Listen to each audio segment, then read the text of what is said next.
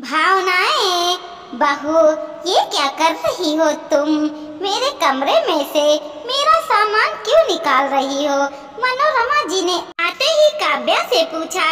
अब मम्मी जी, आपको इतने बड़े कमरे की क्या जरूरत है?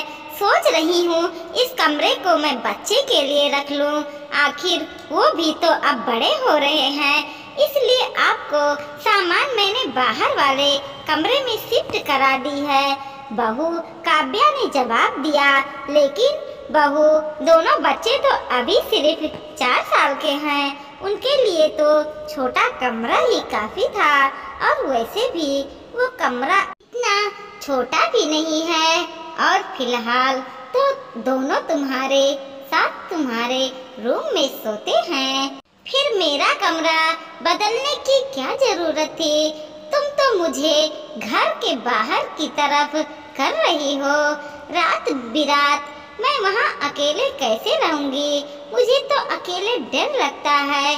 मम्मी जी, आप भी कैसी बातें कर रही हो? अब पापा जी के जाने के बाद धीरे धीरे आपको इन सब चीजों की, मेरा मतलब मोह माया से सकित छोड़ देनी पड़ेगी। काव्या बड़ी बेशर्मी से बोली। बहू, कैसी बातें कर रही हो तुम? ये कौन से जमाने में जी रही हो तुम? तुम्हारी बातें सुनकर कौन कह सकता है कि तुम आज के जमाने की पढ़ी लिखी औरत हो? कैसे पुराने जमाने की बात लेकर बैठी हुई हो? मनोरमा जी काव्या पर बिगड़ते हुए बोली। वाह मम्मी जी, वाह, आपकी बातें सुनकर कौन कह सकता है कि आपके पति के जाने का दुख भी हुआ है। पति औरत का सब कुछ होता है, लेकिन आपको तो जी कमरे में बसा हुआ है। काव्या की इन बातों से मनोरमा का जी छलनी हो गया। अभी अभी तो वो अपने मायके से लौटी थी। आज उनके पति का 15वां दिन का श्राद्ध था। 15 दिन का श्राद्ध करके उन्हें अपने मायके जाकर मुंह जूठा करके आना था। हालांकि जाना का सबको था, लेकिन बावजूद उसके बेटे बहू घर पर ही नहीं रुक गए और मनोरमा जी को कैब बुक करके उन्हें मायके भेज दिया। अभी अभी तो अपने मायके से लौटी तो देखा बहू उनके कमरे का सामान बाहर निकाल रही थी। इतने में बेटा जितेश भी बाहर आ गया। उसके हाथों में कुछ खाने पीने का सामान था। आते ही उसने काव्या को आवाज दी। काव्या, मैं समोसे ले आया हूँ, फटाफट उन्हें प्लेट में डाल दो। बहुत जोर से भूख लग रही है और तुम भी कुछ खा लो, सुबह से काम में लगी हुई हो। इतने में उसका ध्यान मनोरमा जी की तरफ गया। अरे मम्मी, आप यहाँ आप कब आई? बस अभी आई हूँ, जब तुम लोग मेरे कमरे का सामान बाहर शिफ्ट कर रहे थे। मनोरमा जी जितेश पर बिगड़ती हुई बोली। क्या मम्मी, आते ही बात का बतंगड़ बना रही हो? अब पापा के बगैर भी तो रहेगी ना, तो कमरे के बगैर भी रह लो।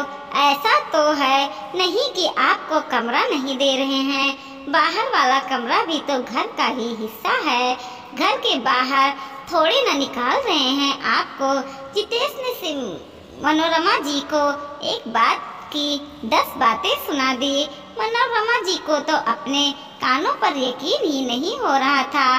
पिता के सामने आज्ञाकारी बेटा बहू पिता के जाते ही ये रूप दिखाएंगे, इसको तो उसे बिल्कुल उम्मीद नहीं थी। पर पति के जाने का गम इतना था कि वो ज्यादा कुछ बोल नहीं पाई और चुपचाप बाहर वाले कमरे में शिफ्ट हो गई।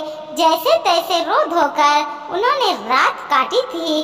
दूसरे दिन सुबह मनोरमा जी उठी और नहा धोकर पूजा पाठ कर रसोई के घर में आई। उन्हें रसोई घर में देखकर काव्या ने कहा, अरे मम्मी जी, आपने ये मार्क कलर की साड़ी क्यों पहन ली? आपको तो अब लाइट कलर पहनना चाहिए, कोई देखेगा तो क्या कहेगा? यह सुनकर मनोरमा जी का दिल धक से रह गया। अब उनके पहनने ओढ़ने पर भी रोक टोक होने लगी थी। मनोरमा जी ने वहीं पास वाले कमरे में बैठी जितेश की तरफ देखा तो जितेश ने भी एक नज़र उसकी तरफ मार कर कहा, मम्मी काव्या गलत तो नहीं कह रही है, आखिर हम किस किस को जवाब देंगे। जिंदगी भर पहन तो लिया ब्राइट कलर के कपड़े, अब जरा लाइट पहन लो, क्या हर्ज है। हे भगवान, कैसे मैं इस घर को अपनी जिंदगी काटूंगी। मन ही मन सोचती हुई मनोरमा जी वापस अपने कमरे में चली गई। किसी के जाने के बाद लोग इतना बदल जाते हैं, वाकई हैरान कर देने वाली बात थी। फिर ये तो सगे बेटे बहू थे, इन्हें क्या उनका दर्द नहीं दिख रहा था। दोनों बेटे बहू इस घर के मालिक मालकिन बनकर बैठ गए हैं, हर चीज में रोक टोक रहे थे। ये मत पहनो, यहाँ मत जाओ, ये मत खाओ। इन सब चीजों से धीरे धीरे मनोरमा जी परेशान हो चुकी थी। ये सब सुन करके उनकी सेहत गिरती जा रही थी। ठीक से न खा पी पाने और रोज के ताने के कारण 55 की उम्र में ही मनोरमा जी 65 की दिखने लगी थी। बालों पर भी पहले से ज्यादा सफेदी आ चुकी थी, शरीर भी ढलसा दिखाई दे रहा था। एक दिन मनोरमा जी की भैया भाभी उनसे मिलने आए। उस दिन काव्या और जितेश काव्या के मायके गए हुए थे। जैसे ही भैया ने मनोरमा जी को देखा वो बिल्कुल हैरान रह गया। मनोरमा, ये क्या कर लिया है तुमने, इतनी दुबली पतली कैसे हो गई।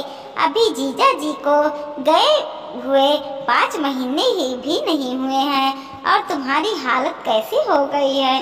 मनोरमा जी, आप चलो मेरे साथ, कुछ दिन मायके रह आओ ताकि जगह बदले तो थोड़ा आपको भी अच्छा लगेगा। भाभी ने भी कहा। भैया भाभी की ऐसे शब्द सुन करके मनोरमा जी खुद को रोक नहीं पाई और भाभी के गले लग कर रो पड़ी और रोते रोते उन्हें सारी बातें बता दी। सुन करके भैया भाभी को बहुत गुस्सा आया। मनोरमा, गलत बात क्यों झेल रही हो तुम, पति गया है लेकिन तुम तो जिंदा हो, क्या तुम जिंदगी नहीं जियोगी। और बेटे बहू ये कहने वाले कौन है कि तुम्हारा फैसला कि तुम्हें कैसे रहना है। और भैया, मैं क्या कर सकती हूँ, अगर बेटे बहू मुझे छोड़कर चले गए तो मैं अकेले कैसे रहूँगी। फिर तो कमाती भी नहीं हूँ, घर का खर्चा कैसे चलेगा। मनोरमा जी रोते रोते बोली, बस इसी कारण तुम औरतें अपने आप को कमजोर मान लेती हो और इस कारण ऐसे बेटे बहुओं को मौका मिल जाता है। क्यों नहीं चलेगा, तुम्हारा घर का खर्चा इतना बड़ा घर है, आधा किराए पर चढ़ा दो, अकेले भी तो नहीं रहोगी और पैसे भी आएंगे। अपने लिए बोलना सीखो, बेचारी बनने में कोई फायदा नहीं है, कोई नहीं आएगा तुम्हारे लिए बोलने के लिए, अपने स्वाभिमान के लिए तुम्हें ही लड़ना पड़ेगा। भैया गुस्से में बोले, तभी भाभी ने बोला, और फिर आप अकेले भी तो नहीं हो, किसी चीज की जरूरत पड़े तो आप मायके भी है। अभी आखिर भैया भाभी की बात से मनोरमा जी को बहुत संभल मिला। उन्होंने ठान लिया कि उन्हें अब क्या करना है। उस दिन तो उन्होंने कुछ नहीं कहा, लेकिन दूसरे दिन सुबह सुबह दरवाजे पर अचानक से दस्तक हुई। काव्या ने जा करके दरवाजा खोला तो 2 लड़के खड़े थे। काव्या ने हैरानी से पूछा, क्या चाहिए आपको।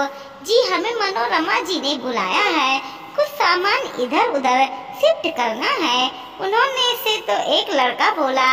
उनकी बात सुनकर काव्या ने हैरानी से जितेश की तरफ देखा तो जितेश बोला, हम तो कोई सामान शिफ्ट नहीं करानी है। नहीं, मुझे सामान शिफ्ट करवाना है। अचानक से मनोरमा जी आते हुए बोली, मम्मी कौन सा सामान शिफ्ट करवाना है।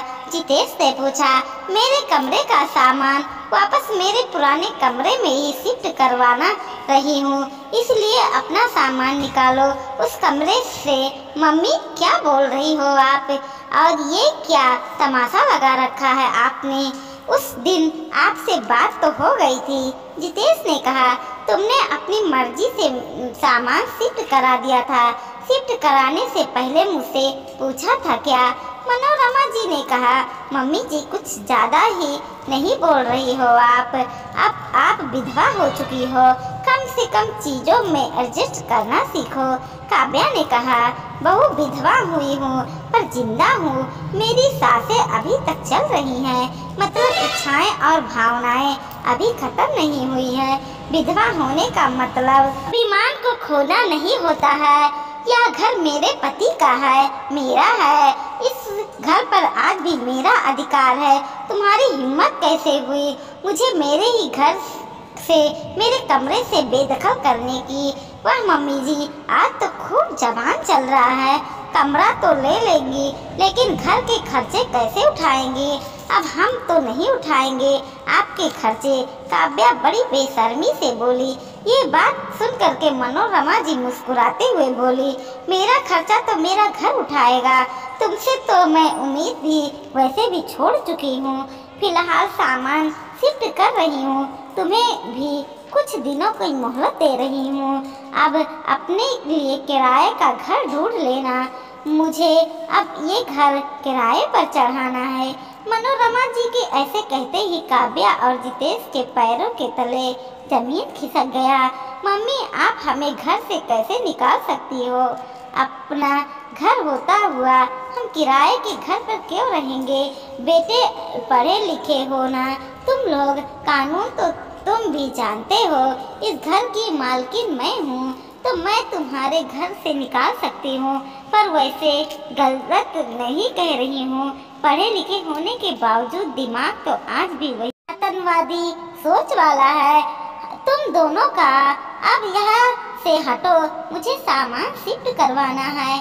कहकर मनोरमा जी ने दोनों लड़कों को बाहर वाले कमरे में सामान वापस अपने कमरे में शिफ्ट करवाने के लिए कह दिया। बेटे बहू को घर के ऊपर वाले 2 कमरे में शिफ्ट कर दिया और बाकायदा उसका भी किराया उससे वसूल किया, जबकि नीचे का आधा हिस्सा किराया पे दे दिया।